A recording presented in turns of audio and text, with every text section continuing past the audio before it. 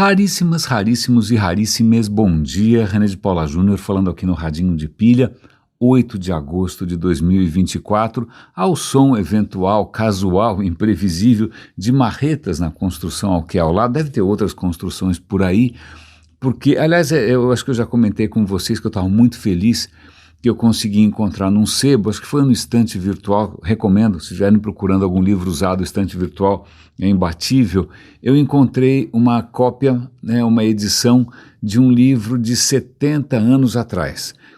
O livro se chama Ex-São Paulo, é uma edição comemorativa, foi lançada em 54, com fotos da cidade de São Paulo, super enaltecendo, o crescimento da cidade, a cidade que cresce sem parar, em 54. Mostrando ali coisas sendo demolidas, coisas sendo construídas, então eu não tenho muito do que reclamar, quem mandou eu nascer aqui, mas é interessante porque eu acabei de perguntar por Perplexity, que é um outro mecanismo de busca desses com inteligência artificial, eu perguntei qual foi o crescimento da cidade de São Paulo nos últimos 60 anos. E a resposta veio direitinho ali com fontes, eu vou até compartilhar com vocês. Quando eu nasci, quando meus pais moravam ali na Nestor Pestana, no centro da cidade, a cidade tinha 4 milhões e pouco de habitantes. Hoje tem 12. Devem estar falando só da cidade, não da grande São Paulo. Ou seja, a população triplicou. Então, quando eu andava de bicicletinha na rua São Luís, ali, eu estudava na Caetano de Campos, na Praça da República, a população ali era 1/3 do que tem hoje, o que talvez isso tudo para explicar por que ontem eu não consegui gravar o radinho, porque eu tive que levar carro para fazer revisão, essas coisas e tal. Eu demorei 1 hora para ir, 1 hora para voltar, porque o trânsito está absolutamente insano. Minha mulher tinha um compromisso ali no final do dia também, demorou um tempo simplesmente inimaginável, embora a distância fosse muito mais curta. Então é isso, então lamento que ontem eu tenha dado cano, é porque eu perdi um tempo irrecuperável, mas não tão irrecuperável assim, porque o que eu faço quando eu estou preso no trânsito, eu estou pagando mico em alguma espera qualquer, eu ouço coisas que eu posso eventualmente comentar com vocês. Então assunto para hoje não faltará, mas acho que eu vou começar acabei de ver isso, eu acho que é um canal que eu sigo no Twitter de história, e ele está mostrando uma tábua de cerâmica, uma plaquinha de cerâmica, uma plaquinha de barro, barro que por acaso foi cozido, foi assado. O que tem nessa plaquinha de barro? Tem uma planta, não uma planta samambaia, uma planta, um desenho de um imóvel, vamos chamar de um imóvel, de uma casa. A planta é assustadoramente igual, parecida com o que você desenharia hoje. Olha, eu gostaria que a minha sala fosse assim, que o meu quarto fosse assim. Então as paredes têm uma certa espessura, tudo ali tem ângulos ortogonais, ângulos retos, e onde tem uma porta, você interrompe ali a parede para indicar que ali você tem uma porta. Absolutamente genial, isso tem 5.000 anos. Eu acho que o último episódio aqui, eu também estava todo emocionado com um brinquedo de uma criança egípcia, uma bolinha, porque ela usava para brincar, emocionado também com uma plaquinha onde uma criança egípcia, há 5.000 anos, estava aprendendo a escrever e o professor corrigindo em vermelho. E eu não sei se eu cheguei a comentar também, o Museu Britânico acho que tem 500.000 fragmentos de cerâmica da Mesopotâmia, todos eles em 500.000, é uma quantidade brutal, porque os caras escreviam em barro. Por sorte isso foi preservado, porque muita coisa pegou fogo e isso acabou conservando o barro de uma maneira ou de outra, não é? Então ele está mostrando ali, como é que ele chama, meu Deus do céu? É o Irving Finkel, se eu não me engano, que é o curador dessa parte do Museu Britânico. Ele está mostrando uma tabuinha ali, uma plaquinha de cerâmica com um mapa, praticamente um mapa mundi, talvez um dos mapas mais antigos que a gente tem a notícia, mostrando ali, na visão dos caras, como é que era o mundo além do que eles conheciam, mas é logicamente que a partir de um certo ponto tinha, sei lá, um rio imaginário, montanhas imaginárias. Eu gosto disso porque, para mim, pelo menos para mim, me conecta a uma história muito longa, e eu vou conectar isso há um post bastante interessante que mostra uma ampulheta. A ampulheta, quando você vê uma ampulheta, significa que ou o prazo está acabando ou alguém está tentando chamar a atenção para a sua efemeridade, né? Mas dessa vez não, é para mostrar a longevidade da espécie. Essa ampulheta, ela tenta mostrar quantas pessoas estão vivas hoje, no alto da ampulheta, e quantas pessoas já viveram. E defina pessoas, porque afinal a nossa espécie está num contínuo, está numa linha ininterrupta, exceto para quem acredita que há 6 mil anos o mundo foi feito em uma semana, né? Mas a nossa espécie, imagina, tem uma herança que há milhões, você encontra artefatos que os nossos antepassados fizeram, lanças, machados de pedra, facas de pedra com 2 milhões de anos, né? Então, a partir de que ponto a gente vai chamar de pessoas, a gente vai chamar de humanos, né? Sei lá, alguém pode imaginar, não, no momento em que colocaram alma, bom, não vamos deixar esse critério para lá, mas vamos imaginar que, vamos fazer um corte aqui, 200 mil anos atrás. 200 mil anos, os humanos, os nossos antepassados eram anatomicamente praticamente idênticos a nós, né? Eram caçadores-coletores, aí logo depois veio a Revolução Agrícola, né? A gente começou a descobrir como plantar as coisas, então tá bom, 200 mil anos. Quantas pessoas viveram nesses 200 mil anos? Hoje são praticamente 8 bilhões de pessoas. O que essa ampulheta mostra é um estudo, tem lá o link para vocês conferirem tudo. Tudo indica que nesses 200 mil anos já viveram 110, 109 bilhões de pessoas. Entendeu? Então, se olhar para trás, os nossos antepassados são 12 vezes, 13 vezes mais numerosos do que a gente aqui. Isso é extremamente interessante, isso fica como um desafio matemático para qualquer um que acredite em reencarnação ou coisa parecida, como é que você explica esses números. A ampulheta também indica que nascem 140, como é que é a história? Nascem 140 milhões de bebês por ano, né? E só que morrem 60 milhões de pessoas, então é isso que explica. O mais interessante também é que eles mostram alguns pontos interessantes na ampulheta, né? Quando você olha esses 100 bilhões de pessoas antes da gente aqui, em 200 mil anos, metade desses 100 bilhões, ou seja, 50 bilhões, viveram nos últimos 2 mil anos. Vamos lá. Então quer dizer que os primeiros 198 mil anos tem metade e a outra metade só em 2 mil anos. Por quê? Porque a população começou a crescer literalmente exponencialmente. Né? Literalmente, fica aí a matemática para, bom, não vou insistir mais nesse assunto, ainda mais porque acho que uma das coisas que eu ouvi ontem vai nos ajudar a entender vários tipos de afiliação humana a times de futebol, a crenças, etc. e tal.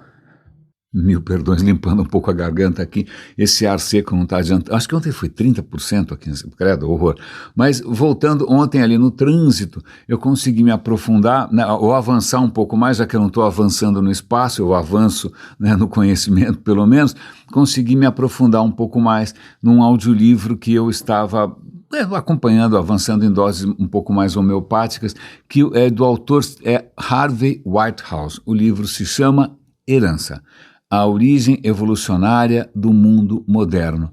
Ele é um pesquisador que está há décadas tentando entender como a gente funciona, como você, a sociedade, tudo funciona, né? E ele é um cientista, então o que ele está apresentando ali não é opinião, não é nada que vem em tábuas sagradas, não é nada que está escrito no mesmo livro há sei lá quantos 2 mil anos, né? Ele está trazendo ali trabalhos da comunidade científica envolvendo pessoas de verdade, envolvendo pesquisa de campo. De novo, não é um Rousseau sentado no sofá em Paris imaginando qual é a origem da humanidade, não é o Freud fumando charuto em Viena. Aliás, falando em Freud, é um bom tema também, depois a gente vai comentar.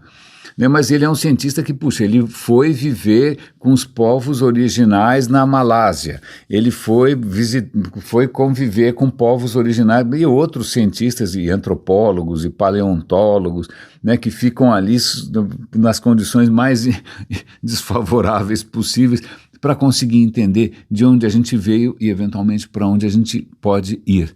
Eu acho que eu comentei com vocês que o livro se aprofunda, né, ou pelo menos se fundamenta em 3 pilares. Os pilares que ele está tentando mostrar que são comuns a todas as culturas humanas que a gente conhece. né? São 3 pilares que a gente identifica desde a Austrália até os Yanomamis, passando pela Áustria do Freud. São, em primeiro lugar, que são coisas da natureza humana que ele explica não como uma fatalidade, não como um defeito, mas coisas que evoluíram assim porque fizeram sentido e de alguma maneira nos ajudaram e de outras maneiras nos atrapalham.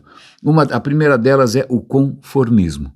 A nossa espécie, por ser uma espécie social, né, uma espécie social em que você consegue melhorar a condição de todo mundo através da colaboração, a nossa espécie acho que se marca por essa capacidade extraordinária de colaboração, e sobretudo porque a gente sozinho não vale nada, né? Sozinho a gente não consegue sobreviver, sozinho a gente só tem ideia de louco, né? Então desde o momento que a gente percebeu que colaborando a gente consegue ser mais feliz, a gente começou a desenvolver maneiras de colaborar melhor.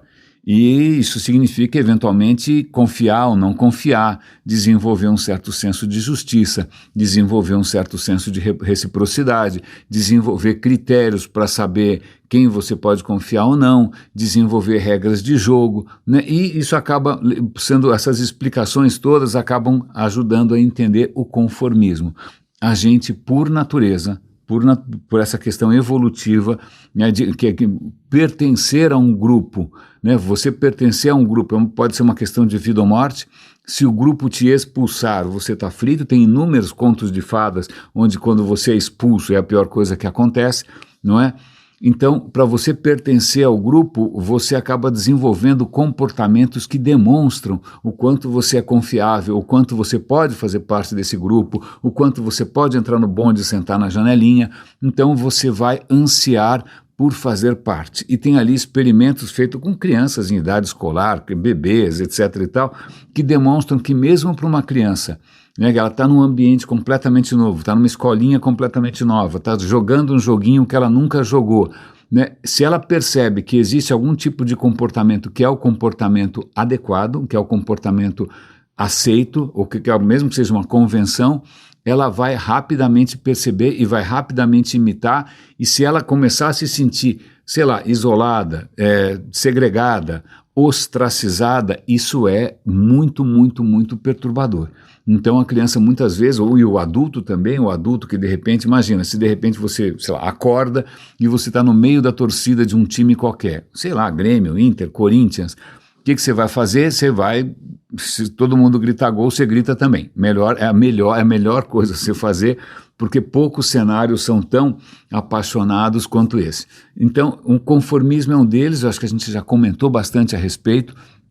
Muitas vezes isso pode ter sido útil em vários momentos, pode ter sido bastante complicado em outros momentos. A gente está tendo agora as Olimpíadas de Paris, os franceses estão ali fazendo uma cantora sem cabeça, né, cantar uma cena estranhíssima, não sei se vocês viram, eu não assisti a abertura, mas depois eu vi umas cenas. Tem uma cena ali que uma cantora está decapitada, a sua cabeça está no colo e a cabeça está cantando, e essa é a Maria Antonieta, e saem rios de sangue. Eu já comentei com vocês que uma das coisas que me causa um pouco de espécie, mas esse livro ajuda a entender, é o quanto a turba, né, a população da rua de Paris, de repente, assume comportamentos, a coisa sai fora de controle, né, todo mundo começa a se comportar de uma maneira estranhíssima, todo mundo se apaixona por essa participação, e o conformismo faz uma boa parte. Você quer ser igual a todo mundo,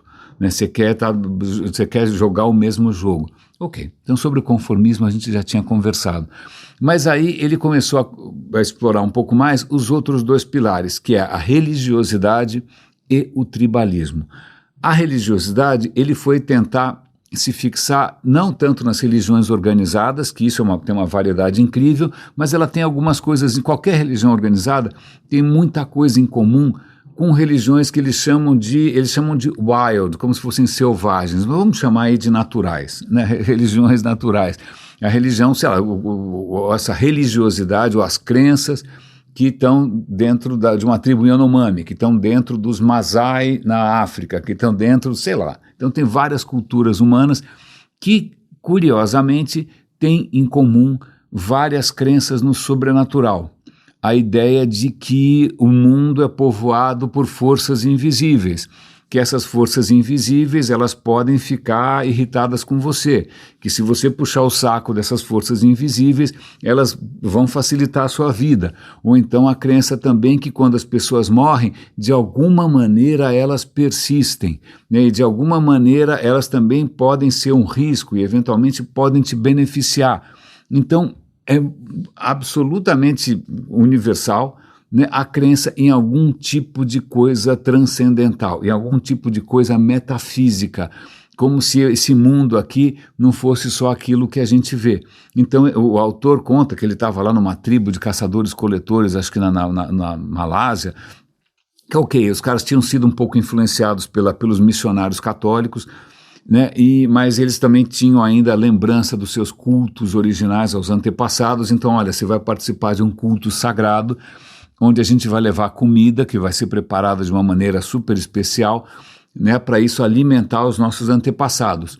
Aí ele perguntou, mas espera, os caras vão comer? Se eles já morreram, por que eles vão comer? Não, a comida desaparece e tal. Se você percebe assim meio se você olhar, você não vai ver, você percebe no canto de olho, ou então você ouve barulho, se você ficar muito quieto, muito quieto, no recinto sagrado, com toda essa atmosfera aqui, talvez você consiga ouvir os murmúrios, né, dos nossos antepassados enquanto eles estão por aqui. E o cara participou desses rituais, não ouviu nada, ou achou que ouviu, mas aí era uma aranha subindo não sei aonde, sei lá. Então, esse tipo de crença, ele vai tentar explicar do ponto de vista não só cognitivo, mas também do ponto de vista evolutivo, né? Isso, aliás, vou fazer um pequeno parêntese aqui, vou dar um link para um vídeo muito bonitinho, que é sobre esse estranho fenômeno que é ver rostos em qualquer lugar. Né? Outro dia eu estava parindo no estacionamento, olhei para a parede estava toda detonada, toda mofada, pintura descascando, mas eu bati o olho e eu vi um rosto. Né? Fotografei, inclusive, para ver se mais pessoas viam ali como se fosse um retrato de alguém de perfil, e muita gente viu. Não que isso seja alguma coisa sobrenatural, não que algum antepassado tenha descascado o muro de propósito, não é? É que simplesmente a cognição humana é super afinada, super afiada para reconhecer rostos, mesmo que eles sejam completamente ilusórios. Você vê dois pontinhos e uma curvinha, pronto, é um emoji. Um emoji é um rosto. Não, o emoji não dá, mas sim, a gente vê como um rosto. A gente vê uma fachada de prédio que tem duas janelas e uma porta gozada, isso vai ser um rosto espantado. A gente vê rosto, é só procurar, sei lá, no Instagram, procura por Icy Faces Everywhere. Pronto, você vai ver rosto na nuvem. Isso se chama pareidolia. Pareidolia é um fenômeno estranho da cognição humana em que a gente identifica formas imaginárias. A gente vê uma nuvem, a gente acha que está vendo um rosto. A gente vê uma nuvem, acha que está vendo um cachorro. Não tem nenhum cachorro. Aliás, se você olhar a nuvem de outro ângulo, você não vai ver nada. É simplesmente a sua cognição pregando peças. E a explicação que esse vídeo dá também, por que a gente reconhece rostos tão facilmente, ele fala, cara, vamos imaginar o seguinte, você está no meio da floresta, né, tem um tigre se escondendo, né, no meio da mata, de repente aparece só, isso é muito difícil de disfarçar, né, os dois olhinhos e o focinho.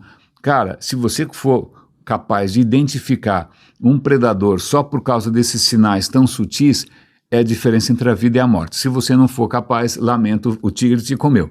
Então, em algum momento, em vários momentos da nossa evolução, identificar rostos, identificar caras, identificar predadores no meio do nada é fundamental. E também a gente também teve que aprender a reconhecer o que os outros estão pensando pelas expressões faciais.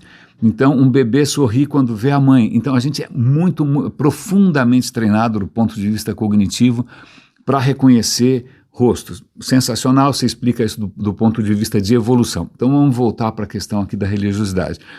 Uma das questões muito interessantes também, que tem a ver com a nossa evolução, é que em algum momento, né, a nossa cognição começou a atribuir causas às coisas, né? O vento, né, a coisa caiu porque o vento soprou, alguma coisa sumiu porque alguém roubou, choveu porque, por que choveu?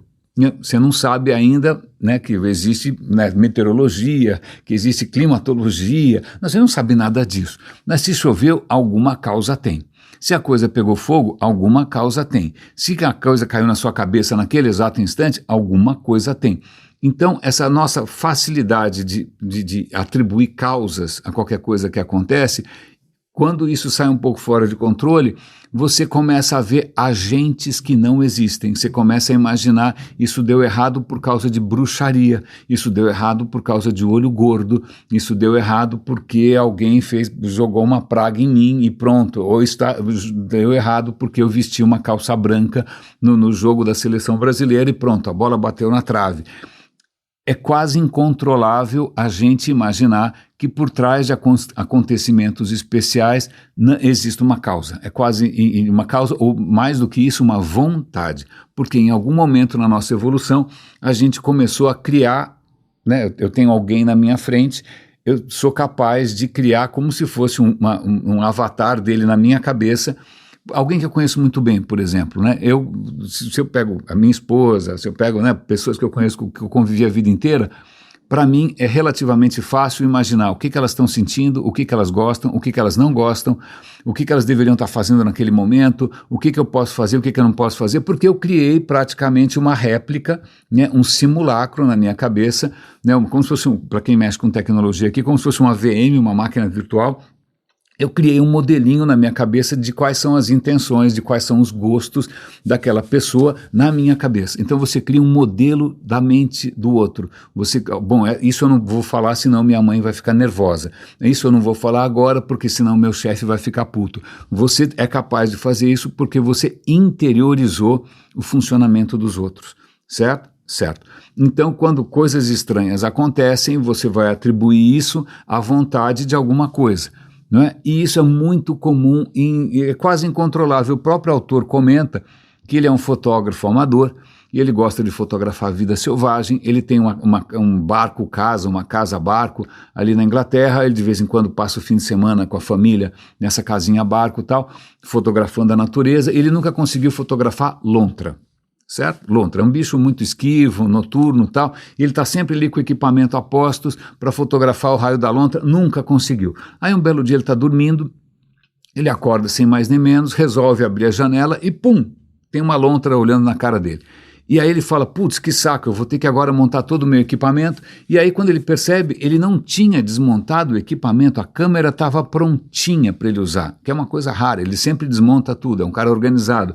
Dessa vez ele deixou tudo pronto. E aí ele pegou a câmera que estava pronta e bum, tirou uma série de fotos maravilhosas. Ele falou, cara, eu sei que isso é acaso. Eu sei que isso é coincidência, eu sei que isso não tem nada estranho, não foi nenhuma bênção dos céus, não foi nenhuma oração que eu fiz, não foi nada, né? Isso é simplesmente uma coincidência que me favorece, mas ele falou, eu não consigo deixar de me sentir feliz, né, achando que alguma coisa, sei lá o quê, o espírito do rio, ou seja lá quem for, Thor, né, me favoreceu, a espíritos dos meus antepassados, olha que a gente tem 100 bilhões de antepassados, antepassado para burro, né, eles resolveram me dar um peteleco e falaram, vai lá fotografar a lontra, senão você não vai morrer infeliz.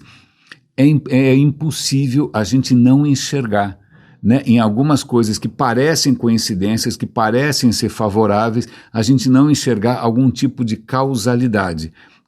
E, lamento dizer, não tem nenhuma. Né? Tem a causalidade normal do mundo natural, mas não é que você foi favorecido pela intervenção de alguma coisa que você não consegue ver com seus próprios olhos. Então, isso faz parte de todas as religiões e talvez tenha nascido de todas as culturas, né? Essa coisa de você acreditar em bruxaria, acreditar em espíritos da natureza que você pode contrariar, acreditar que os mortos estão em algum lugar que você não consegue ver, mas eles vão comer a comida que você deixar, né? E isso faz parte de todas as culturas e não é que isso é prova, algum inconsciente coletivo de que essas coisas existam. Não. Isso sim é o desdobramento de questões evolutivas da nossa própria cognição, do nosso próprio estar no mundo, em que a gente começa a atribuir causa a tudo, a ver coisas que em princípio não existem, mas a gente acha que existem da mesma maneira. Muito legal. Então, ele nos poupou, né, de falar de religiões organizadas, de falar em 10 mandamentos, de que sexo é qualquer coisa pecado. Não, não, não, não. Ele só está falando de o quanto é simplesmente, sei lá, praticamente universal nas culturas humanas, essa tendência a acreditar num mundo sobrenatural. E aí o que ele está colocando como causa evolutiva disso é isso. A gente começou a ser capaz de atribuir vontades, ou de enxergar, ou de imaginar vontades, desejos, né, em coisas que fora da gente, né? Então aí você começa a achar que, sei lá, o rio está com raiva de você, o mar está com raiva de você, ou que você cometeu alguma coisa que contrariou Iemanjá, e alguma coisa, isso fez com que chovesse de uma maneira exagerada. A gente até viu aqui o quanto a própria Revolução Francesa também foi precipitada por precipitações atmosféricas. Nevou demais, caiu granizo do tamanho de um tijolo, né? Aí fica todo mundo achando que isso é um sinal dos deuses. Vale a pena lembrar, né, que durante muito tempo na China, ainda mais Confúcio registrou isso tudo, na China, se o rei está agindo de acordo com o céu, se ele tem a bênção dos céus, tudo funciona maravilhosamente, as colheitas são ótimas, o tempo é lindo, né? Mas se de repente as colheitas começam a pipocar, né? Começa a ter fome, começa a ter seca, isso é sinal de que esse regente não tem mais a bênção dos céus, porque ele fez alguma coisa errada, e você mata o cara. Né? Isso está por trás de várias outras culturas que pensavam da mesma maneira. Talvez o final dos maias tenha sido por conta disso. Né? Os soberanos estavam ali jurando de pé junto que eles eram capazes de propiciar, né, colheitas maravilhosas. A hora que essa promessa né, não é cumprida, o que acontece é a culpa do soberano, porque os deuses não gostam mais dele. O Egito funcionava exatamente da mesma maneira. Né? Você está sustentando um faraó ali cheio de caprichos, porque o faraó é o único cara que vai ser capaz de, né, ter a bênção dos deuses e o Nilo encher de novo. Né? Será que foi isso o fim dos minoicos que a gente comentou recentemente? Ok. Então falamos já um pouco, eu estou me aprofundando no livro, eu vou trazendo mais informações para vocês. Aliás, perdoem-me se a minha dicção estiver um pouquinho comprometida, sem mais nem menos me apareceu uma afta num lugar péssimo e eu estou fazendo aqui acrobacias para conseguir falar sem que me doa a boca de uma maneira um pouco desagradável, mas vamos lá. Mas aí você começou a avançar no terceiro pilar, que é o pilar do tribalismo. Tribalismo é essa tendência humana a se comportar, para facilitar, de uma maneira tribal. Né? E aí, o que quer dizer significado de uma maneira tribal? É quando você tem vários fatores aí. Né? Ele, inclusive, o autor, ele, no meio da primavera árabe, aquela loucura, né? Imagina uma insurreição generalizada no norte da África e tal, vários países ali em tumulto, governos caindo, uma coisa louca, ele consegue ir até lá, consegue entrevistar um general rebelde, né, que está liderando as forças da insurreição, se eu não me engano, na Líbia, não me lembro muito bem, e aí ele fala, olha, desculpa, você era um general, né, um general de carreira, você tinha ali um exército treinado, agora você está liderando gente que não teve treinamento nenhum, né, que é cidadão comum, mas eles estão sendo capazes de gestos de coragem, né, de uma dedicação, de um compromisso incríveis. Eles estão colocando a própria vida em jogo. Como é que você explica isso? E aí, o que é muito interessante é que a explicação tem a ver com essa noção de tribalismo.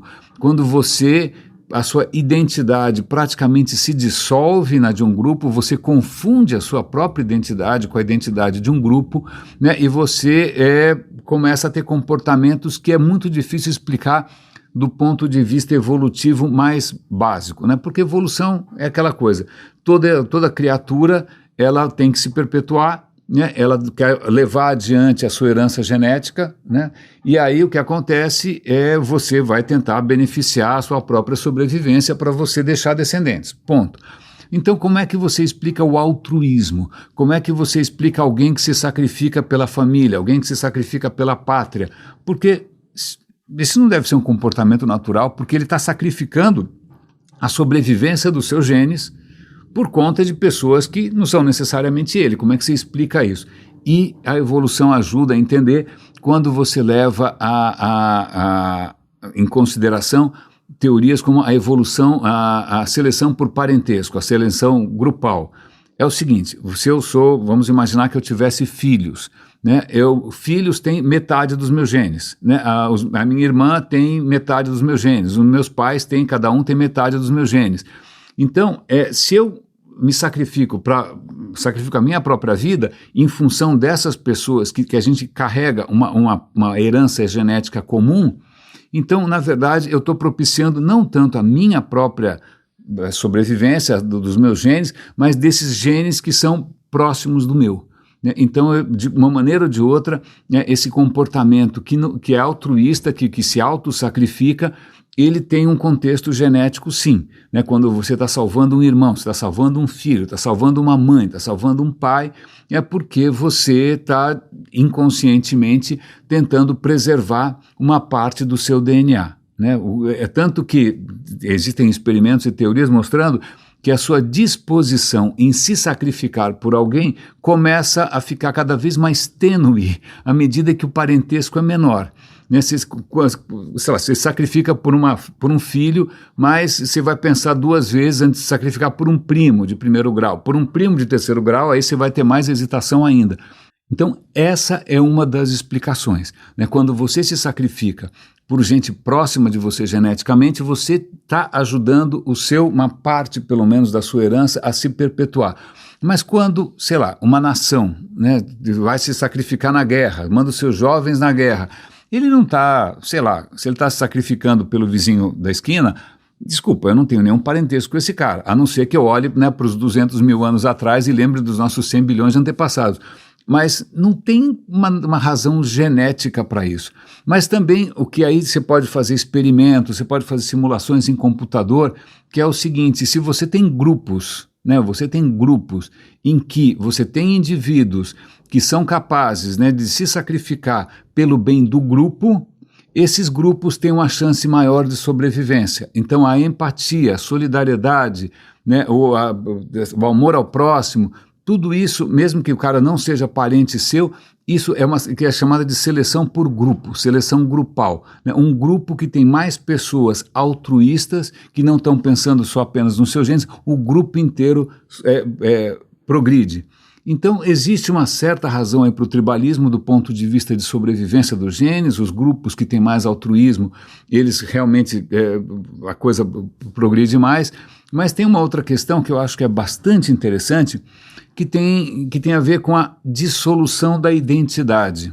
Eu nunca gostei de esportes de maneira nenhuma, futebol, qualquer, mas eu sei que pessoas que adoram aí um estádio de futebol, porque sentem uma energia louca, aquela história de você estar na torcida, todo mundo grita junto, isso dá um prazer extraordinário. Isso é uma coisa ancestral, isso é uma coisa muito antiga, aliás, bastante perigosa.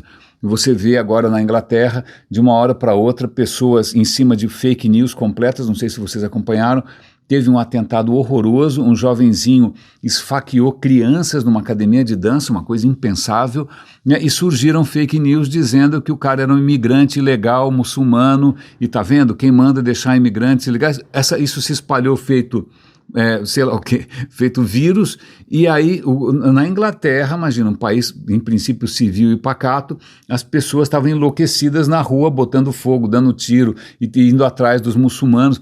Mentira, os pais do cara são ingleses, o cara nasceu na Inglaterra, um inglês tão legítimo quanto qualquer outro, mas essa história de você se dissolver na massa, mesmo que seja aquele bando de cretinos que invadiram Brasília, você tem uma empolgação nisso, você dissolve a sua identidade, você faz parte de uma coisa maior.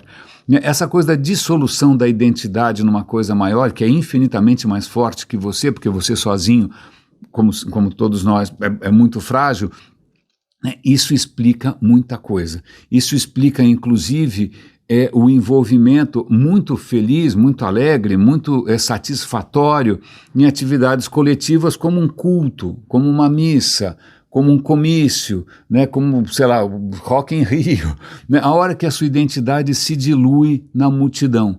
Isso é extremamente interessante e isso acontece em algumas condições que o livro explora também. É uma coisa muito curiosa, sei lá, eu lembro de trabalhar uma vez com um colega que era muito palmeirense, extremamente palmeirense, e ele pegou lá uma capa do Notícias Populares e ele viu lá uma notícia na manchete que assim, palmeirense morto a queima-roupa. na rua, sei lá. Aí ele ficou apavorado, falou, meu Deus do céu, uma temporada de caça aos palmeirenses, estou frito, que horror. Mas na verdade não, tinha sido uma bala perdida e por acaso o cara era palmeirense, não tinha nenhuma correlação causal entre a morte do cara e o, sei lá que camisa que ele usava, foi só uma bala perdida. Não é? Mas o que faz com que você se identifique de corpo e alma, né, com um time de futebol, com uma torcida ou com uma nação, né, com uma nação. Vamos imaginar que agora nas Olimpíadas você está ali inspiradíssimo vendo atletas brasileiros no pódio, né, e você vai torcer pelos brasileiros, pela vitória dos brasileiros. Desculpa, o que une você a Rebeca?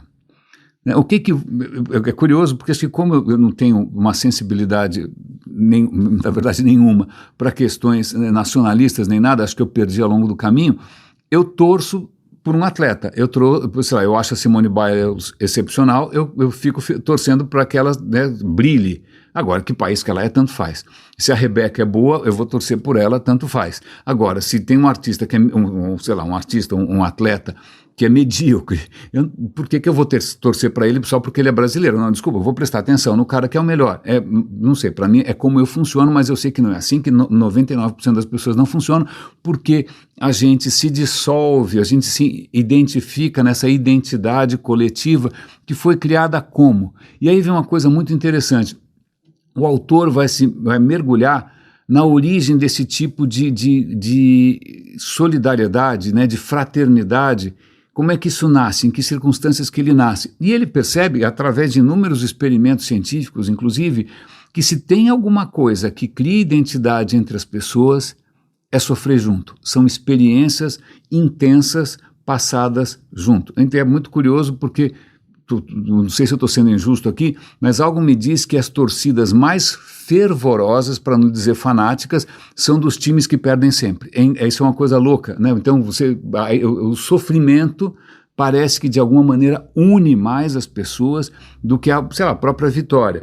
Então isso explica inclusive por que quem sai em Forças Armadas você passa por treinamentos que são de uma crueldade extraordinária. Ele menciona que acho que em Taiwan os caras lá, os soldados têm que nadar praticamente sem roupa em cima de corais que vão te lanhar todo, né? E se você amarelar e não aguentar a dor e o sangramento, você vai ter que fazer isso tudo de novo e vão jogar água mais salgada ainda para doer mais, porque quando você passa com seus brothers ali, né, uma situação de perrengue, aquilo une. E agora eu estou até lembrando dos meus tempos de agência, que a gente muitas vezes ia para uma situação difícil, falava, vamos tomar tiro junto, né? E aí quando você lembra de um colega, você fala, nossa, a gente já tomou muito tiro junto. E isso acaba sendo um fator de identificação, um fator de coesão, um fator que vai predispor você ao altruísmo, a fazer coisas completamente destrambelhadas em nome de uma causa que você confundiu com a sua própria identidade, seja ela uma bandeira religiosa, seja ela uma bandeira nacional, seja ela a identidade da empresa.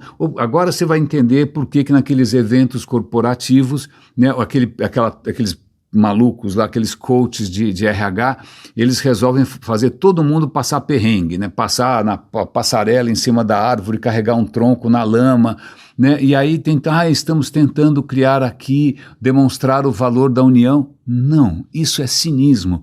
Isso é feito porque passar perrengue junto, isso cria um tipo de identidade, um tipo de coesão muito difíceis elevadíssimo. E isso, obviamente, é evolutivo, claro, né, na hora que você tem lá atrás, né, os nossos antepassados tentando colaborar juntos, né, como é que você sabe se você pode confiar em alguém ou não? Né? Agora, se aquele cara sofreu junto com você e continua do seu lado, então isso gera uma confiança, uma identidade extraordinária, né? Então tá legal, a gente passou por perrengue junto, esse cara não amarelou, então eu posso confiar nele, a gente faz parte da mesma história.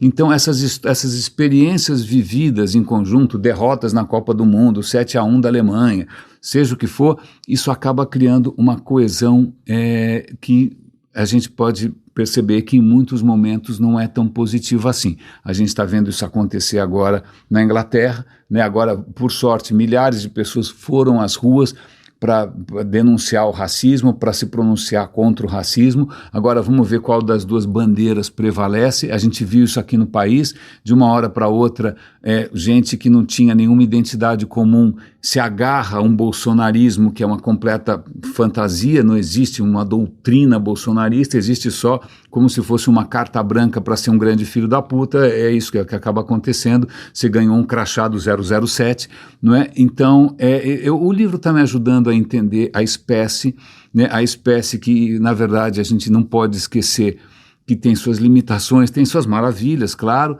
né? Mas também ela acaba caindo em armadilhas que são inevitáveis porque fazem parte da nossa evolução, né? Sim, nós vamos acreditar em coisas que não existem. Sim, nós vamos criar identidades a partir de coisas vividas em conjunto. Sim, a gente prefere acreditar em, sei lá, professar qualquer bobagem, mesmo que superficialmente, só para fazer parte do grupo. A gente não quer ficar de fora.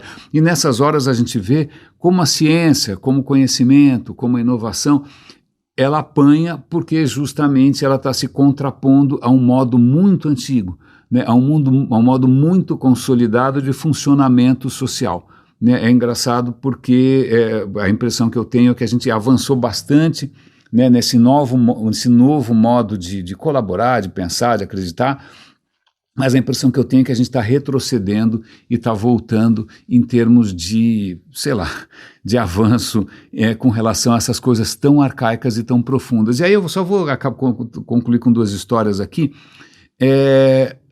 A Olimpíada de Berlim, que foi uma Olimpíada que o Hitler estava felicíssimo, né? Era uma grande oportunidade de demonstrar a superioridade da raça ariana perante as outras raças inferiores que estavam todas interessadas em diluir, né, o sangue alemão e blá, blá, blá, blá, né?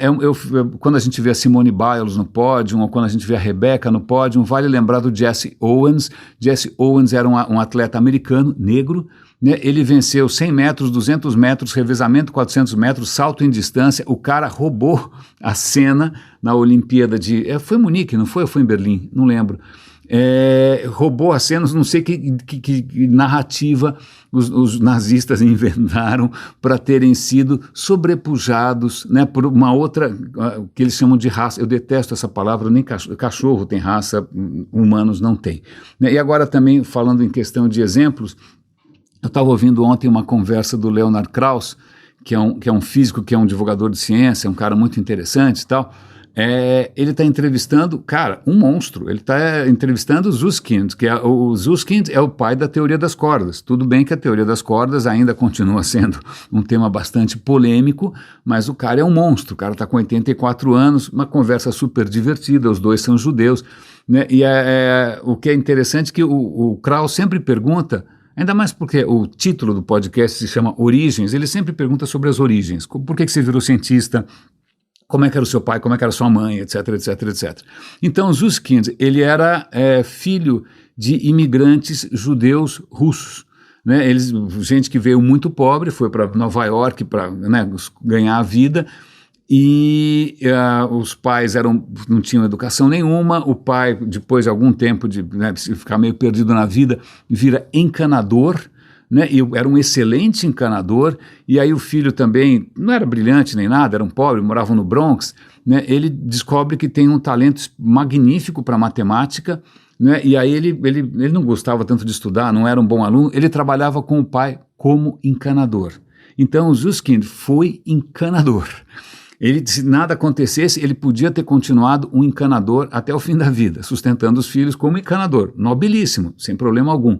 Mas acontece que ele teve alguns encontros certos, alguns professores reconheceram o seu potencial, né? E aí ele chegou à conclusão que ele, na verdade, ele não era tão bom matemático assim, mas ele tinha interesse pela física.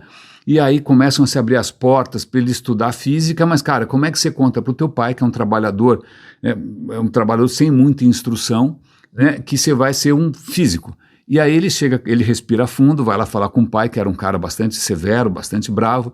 Ele fala: pai, eu não vou ser mais encanador.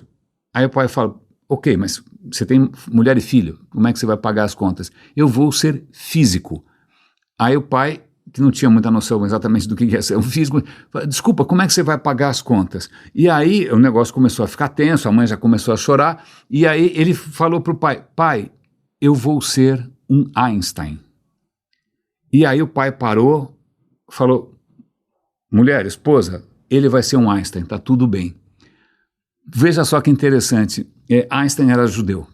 E para a comunidade judaica, mesmo os imigrantes mais pobres, o fato de um judeu como Einstein ter tido a projeção mundial, o impacto mundial que ele teve, esse exemplo serviu para que esse rapaz, né, pudesse, ok, tá legal, né, a minha família, né, tá achando que na verdade o cara também teve uma projeção extraordinária no universo científico, é um nome conhecidíssimo, né, mas eu fico pensando, lembrei dessa história, porque veja, o quanto esses exemplos como o da Rebeca e da própria Simone Biles podem ser positivos para uma juventude que de repente não está em condições favoráveis, né, para que elas sigam um caminho um pouco mais, ou muito mais, né, nobre, muito mais interessante do que enfiar o pé na jaca ou se trabalhar para o PCC, ou seja o que for.